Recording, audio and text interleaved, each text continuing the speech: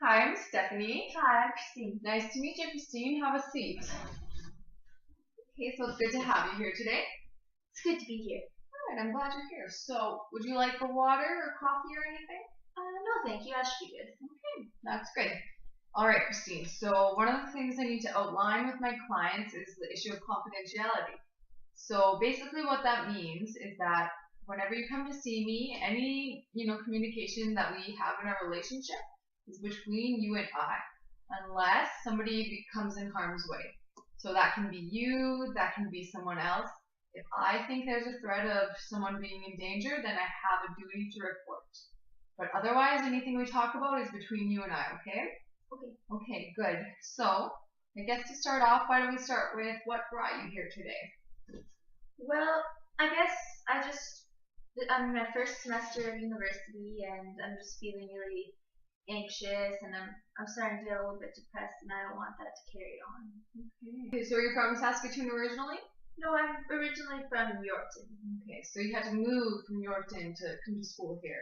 Yeah, it was quite a change for me. Okay, yeah, no kidding. So this is your first semester? Yes. Okay, and how many classes are you taking? I'm taking 5 and I'm having quite difficulties with some of them. Okay, so what do you plan to go into? That's another one of my problems. Like, I'm not really sure, and then I think that's why I'm getting a little bit more, I guess, anxious. Okay, yeah. So I'm just taking this year to arts and science to figure out what I would like to do. It's just hard to figure out. Yeah. Oh, yeah. So I can see why that would be a very kind of stressful thing. It sounds like you've had a lot of changes happen in your life. So you moved from your hometown, you moved to a whole new city, and you're going to university, which can be quite stressful. And all of that in and of itself is really stressful. So I would say it's fairly understandable to be, a little bit stressed about it. So can you tell me a little bit more about your feelings of anxiety? Well, I guess I'm a little bit compared with my sister. Like she always got good grades and she just does really good work all the time, and then I feel like I have to live up to those expectations, and when I can't, I get really nervous and I panic, and that's just how I feel. Okay. So is your sister a few years older than you, or? Yeah, this is her last year in university right now. Okay. Interesting. So do you have any other siblings at all? I have an older brother who also lives here, and a younger brother that lives at home. Okay, so 3 siblings. Yes. And you're a middle child then? Yes. Okay, cool. Interesting. So, I'm gonna just switch gears a little bit here. Why don't you tell me about some of your growing up years and how, your siblings, how you interacted with your siblings, and maybe some of your family dynamics growing up? Well, we were always a really close family. I was really close to my siblings. But if you're asking about me, like, ending anxiety back then, was probably a memory I remember when me and my sister both used to play the piano, and like she would always do really good and get really good scholarships, and then I wouldn't be that good, and I just always felt compared the same way as I am right now. Interesting. Okay, so did you do any other kind of hobbies when you were younger, or? I danced for 14 years until I moved up to Saskatoon. Wow. What kind of dance did you do? I did jazz, tap, ballet, hip hop, contemporary, points. Holy man, that is a lot of dancing. Yes, it was quite a lot with school, and I was there on pretty much every weekend until every night, about 10. Wow, so that was a big part of your life then. Yeah, it was hard to do much else when I was in dance, but I still managed to do some high school sports as well. Oh, okay, good for you. Wow, so you had some pretty busy growing up years then. Yes, and it also kind of added to my anxiety a little bit as well. I think every little bit kind of adds up. Right, balancing school and so high school went well for you? Yeah, I graduated with like honor roll and I got a scholarship. But like my sister, when she graduated, she got many scholarships when she graduated high school. Interesting. I hear you comparing yourself to your sister quite a bit. Yeah, well, I don't know. I just feel like I just need to be as good as her, and it's just hard to be. Interesting. Well, Christine, one thing I would, talk about is people are different, right? So you're gonna have strengths that your sister doesn't have, and she's gonna have strengths that you don't have. And that's just, we're human, and everybody has different interests and different things they thrive at. But from what you've been telling me, I would argue that you are very talented and you don't have to be compared to your sister. You'd mentioned you danced every night of the week, every weekend. You've mentioned that you played sports throughout high school. You mentioned that you got honor roll.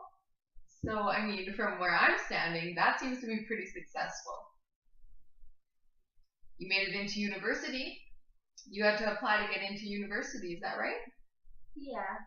So you got accepted. I mean, I don't know. That's saying something to me.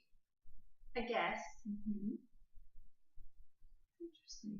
So do you find yourself these anxieties? When do they kind of pop up during your school life? Well, like right before midterms, I was feeling it a lot, and if I have like an essay or an assignment due, it's just when everything starts to add up is when I start to get. And then I really don't even want to try. I just kind of want to lay in my bed and just isolate myself from others. So it sounds like it kind of has a pretty big effect on your life right now. So do you find when these things are happening, you still draw comparisons to your sister, or? Yeah, I always do. Like, it's just how I've always felt growing up, and then it just kind of stuck with me. But I've never mentioned this to her because I don't want anything to ruin our relationship. I just kind of keep these feelings to myself. Why don't you tell me about your relationship with your sister? Well, we're really close. She's my best friend, and we tell each other pretty much everything. And when we were younger, we weren't as close. Like, we didn't really get along ever, and it wasn't until she moved away when we started to become really close. Why do you think that was? I think we just kind of missed each other, and then I don't know. I guess we didn't really realize that we could be such great friends when she lived at home, and then when she moved away and I would visit her, we just have such good times that we wanted.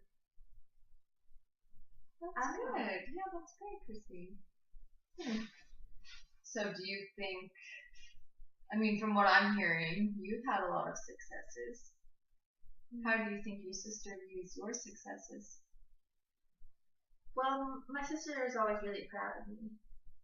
And she always lets me know that she's really proud of me, so I don't know, it's just hard to get these feelings out of me. Yeah, I believe it. It can be. And I think with all these changes that are happening right now, it's just kind of makes it seem that much more worse, hey? But hey, that's what I'm here for, and coming here was really the first step to take. Yeah, it feels good to express myself. That's good, Christine. That's good. So, I guess, Chris, if does this seem to be a good fit for you kind of thing? Like me and you meeting? Yeah, I feel really calm right now. That's good. So, what I would like to propose is that, if you're okay with it, I would like to send you home with some homework this week, based on some of the things you've told me and some of your experiences. So, would you be okay with that? Yep. Okay. So there's 2 things that I would like you to do for next week's meeting.